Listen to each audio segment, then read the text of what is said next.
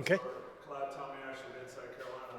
What's it like putting Carolina gear back on? Been a bunch of fun. Been a bunch of fun. It's awful good to be back, and my wife and I drove in here, and I think I feel 10 years younger.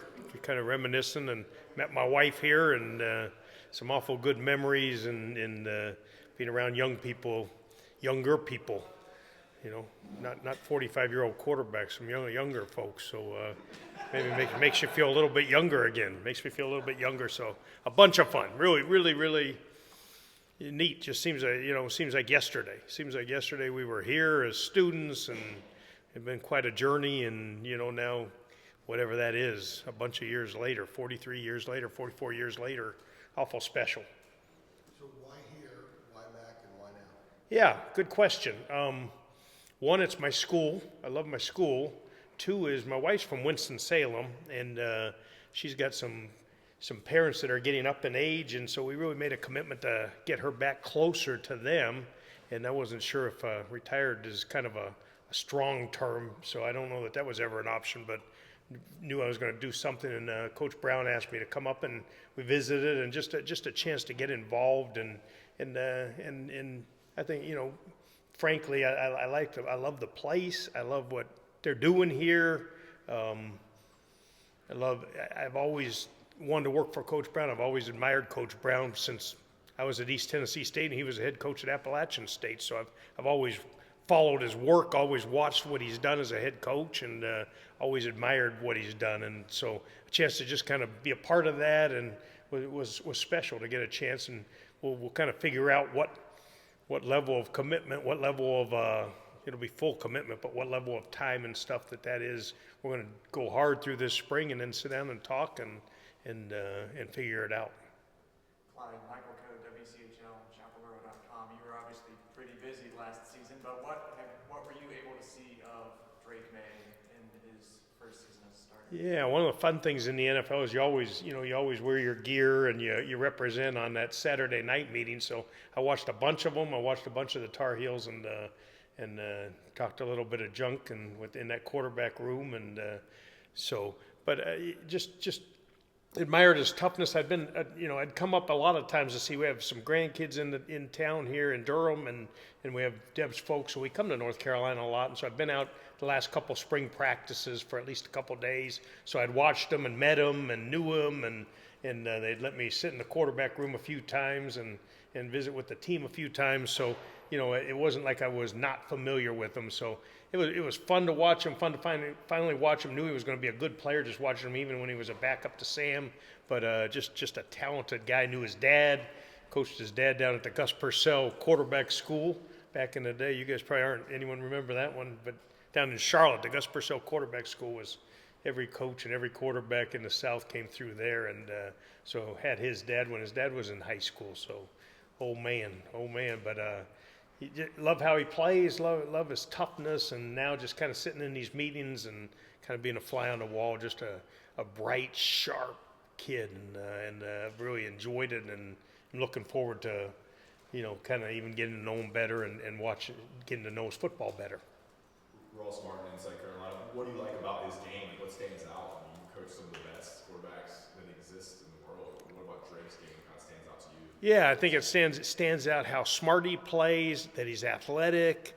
He has a little bit of Andrew Luck in him, just that he's a a deceivingly good athlete, and can pull the ball down and run, can make all the throws. He's a big guy.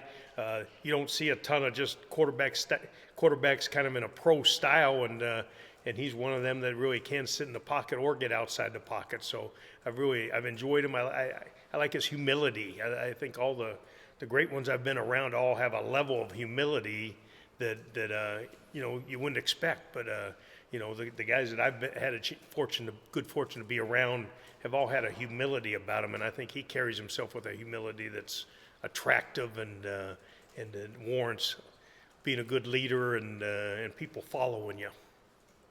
CL Brown for the Raleigh News and Observer. What's the quality that you feel like Drake has that would translate best to the league? I think probably just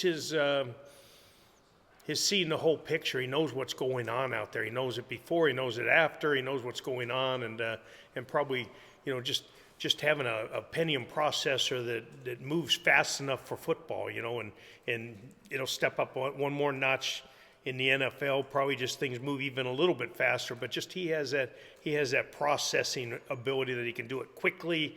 I think and that would probably be the trait that I would say the really good ones have, just that they can process information and what's going on around them really fast. And he seems to be able to do that. Clyde, what is it, reading up on you, it seems like you've had a great relationship with Peyton and Tom Brady and those guys. What has their reaction been to you sort of getting out of the NFL game and moving into this? Yeah, have they given you a hard time about it? No, I think they've both been excited for me, and wasn't sure.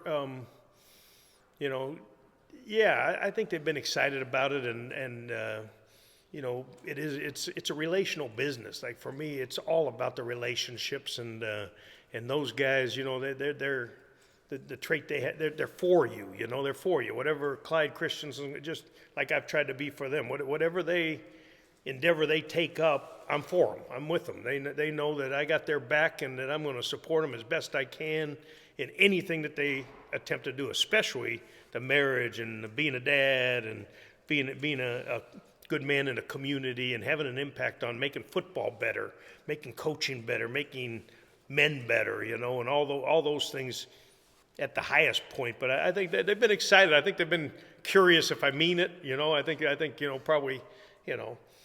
I've teased Brady a lot. I lasted in retirement longer than he did, so by at least a couple hours. But I think probably like Brady, I think everyone, I think probably they are. Is this real? Is it going to last? Is it for 3 days? Is it for spring practice? Is it for a year? Is it forever?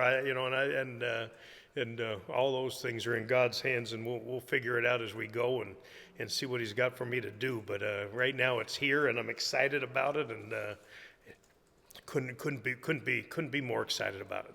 You think we can get Tom and Peyton in Kenan Stadium this fall? I believe we can. They, I think I've bragged on this place an awful lot to those guys. They're probably sick of hearing about Carolina, but I think we can. They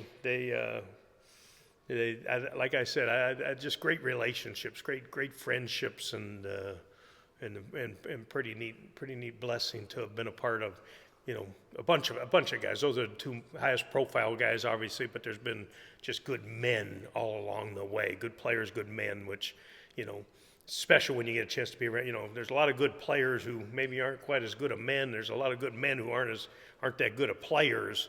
But those guys happen to be both sides of the equation, which is pretty darn special.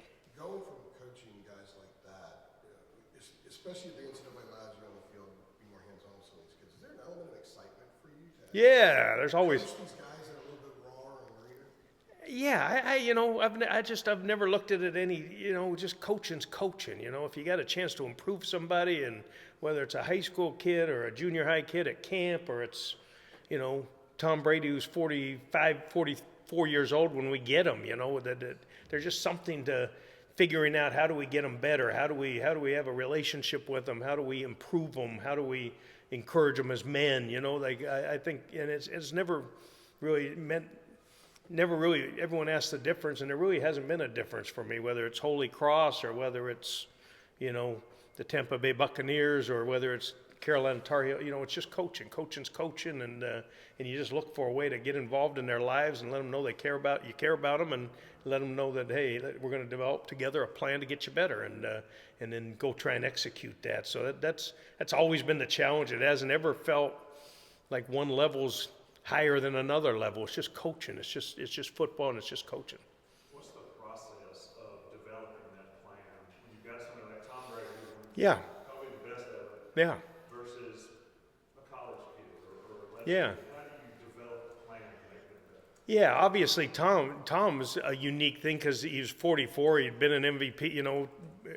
Tom and Peyton were both mature guys who had won MVPs, had won Super Bowls. And now you're looking for kind of a, how do we improve 1%? What are a couple little areas we could improve 1 or 2%, whereas I think college kids, sometimes you get them as a freshman, you get them, some of the young guys in that quarterback room, you can see 50% improvement. You can see, 100% improvement. Their bodies are going to change. They're going to mature. Everything's going to change about them. Whereas those are older guys, but the great ones I've been around all had some traits that they wanted to be coached, and they wanted to be coached hard, like that, which is a misnomer amongst people that they wouldn't want to be. That those guys are driven, and they want to know, hey, how do I get better? How do I get better? And they work at everything they do, whether it's center quarterback exchange or their cadence or drawing someone off sides. And, they're just little areas that you can identify and then just develop a plan. Hey, here's a couple things. Tom was always concerned about his feet,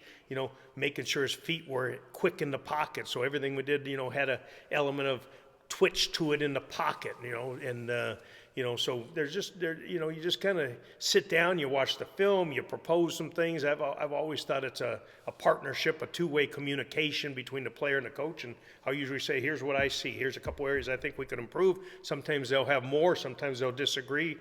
Usually we'll get on the same page and say, okay, and then here's how I see us fixing it, here's how I see us improving that, and that's kind of just how I've always seen coaching, and whether it's a 45-year-old or a 18-year-old, I've always approached it exactly the same way. I asked Coach Brown this, but how do you kind of see your role? Yeah. What do you kind of see, you're going to be in the room there with Chip Lindsay, helping him, are you going to be more active players? Like, how do you kind of see Yeah, Coach Lindsay's been phenomenal to me, and just let me be involved. And I'm limited by the rules, so I think right now, number one is I'm having to learn all the new rules. I told my wife last night, I feel like I'm coaching a different sport. The field's completely different. The splits are completely different. The tempo's completely different. Everything's like a new ball game for me, and which has been kind of fun. But I don't know any of the plays yet. I don't know how far it is from the far hash to. I know one thing. It looks like a long throw out there from that far hash that I haven't seen for a long time. But so it's all been a learning thing, and so I think more just eyes on things right now, and more than I don't have much to contribute because I don't know it well enough to contribute. But hopefully there will be a point where I can kick in and help somewhat. But for me, it's been more just eyes on. Hey, here's some things I see. Here's but for the most part, I've tried to just stay in the background, keep my mouth shut, my ears and eyes open, and try and learn and just try and see if there is something that I can contribute and help with. It'll be very quarterback focused, I'm assuming. I think so. I think it'll be offensive, but it'll be just helping Coach Lindsay as best I can wherever he needs it, whatever that is. I would think it is, and again.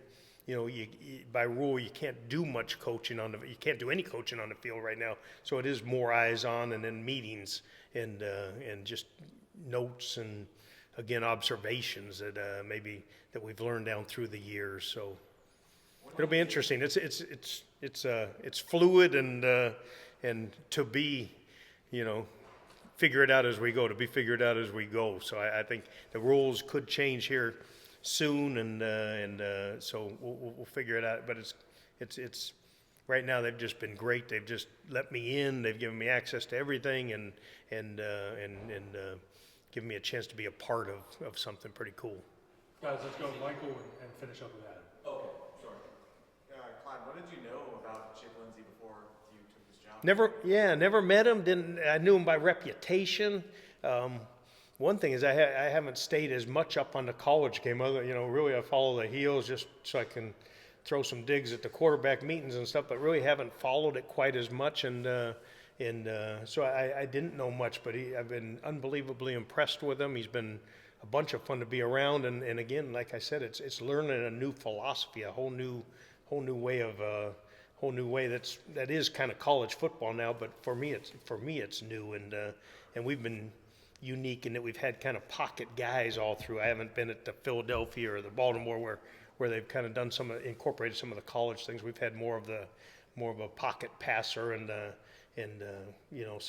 so I didn't know much. I didn't know much about him. I checked on him for a couple people. He had such a good reputation, and then I've really enjoyed meeting him and his family, and just a kind, good man who's a good football coach. So. Clyde, is it true that you lived with Lawrence Taylor when you were here? That always was the eyebrow raiser in the NFL. Yeah, no, that's a fact. It was Stevie Streeter and Lawrence LT, and then you were in suites at that time. It was over in Airing-House there, and which is still standing and hopefully air conditioned by now. But we all lived in there. Yeah, and so LT Lawrence has been a he's always been a loyal guy and a loyal friend. And but I did, yeah, for a couple of years there. We lived with him. I was a transfer in the mid-year, and so, that's right, and so, but yeah, and I'd run into him in Miami there every once in a while. You always knew it was him. You hear him heckling from the sideline. I'd be throwing warm-ups or throwing with the quarterbacks, and you'd always hear something, probably a little racier language. But the essence of it was you stunk then and you still stink now. So with a few more explicatives mixed in with it. But always loved seeing him, always loved running into him, and always valued his friendship. Really loyal guy. Just to follow up real Yeah. quick, because it seems so interesting when you're talking about the Saturday meetings with the quarterback. So, for instance, you could roll into a meeting on Saturday and Andrew Luck's got on his Stanford stuff, or Peyton's got on his Tennessee stuff, or Brady's got on his Michigan stuff, and you're going in there with Baby Blue and Tar Heels. Absolutely. Almost everyone, and it was always fun. It was as much fun to win, and it was equally as much fun to watch the other guys lose. Watch Michigan get beat, or Tennessee, and so yeah. But that's one of the fun things, and you usually will have a friendly wager on the thing, and so yeah, that's one of the fun things on Saturday where things are relaxed and your week's winding down, and then you got those college games on. So that's always one of the highlights when you come in. You always see someone who lost having to wear someone else's shirt or jersey or something, and if they've gotten beat by one of their teammates or one of the coaches guys. So that was always one of the fun things. All right. Good, great to meet you guys.